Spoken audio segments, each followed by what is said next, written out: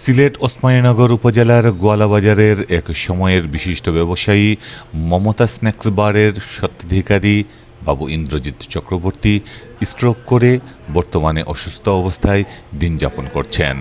উনি ওনার সুস্থতা কামনা করে সবার কাছে দোয়া চেয়েছেন। বাংলাদেশ দুর্নীতি প্রতিরোধ পরিষদের পক্ষ থেকে উনার সুস্থতা চেয়ে দোয়ার দরখাস্ত জানায় এবং উনার পরিচিত দেশে বিদেশে ঘনিষ্ঠ বন্ধু মহল এবং বিত্তবানদের উনার পাশে দাঁড়ানোর জন্য অনুরোধ জানাচ্ছি।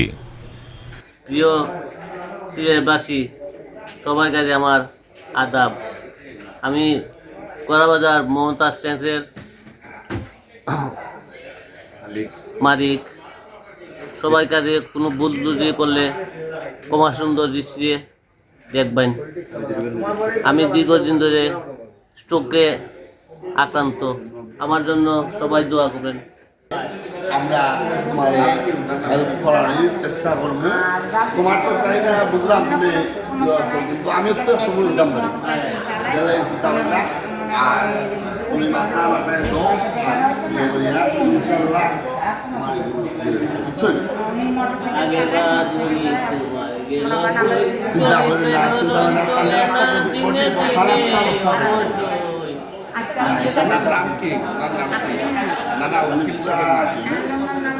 ইনশাল্লাহ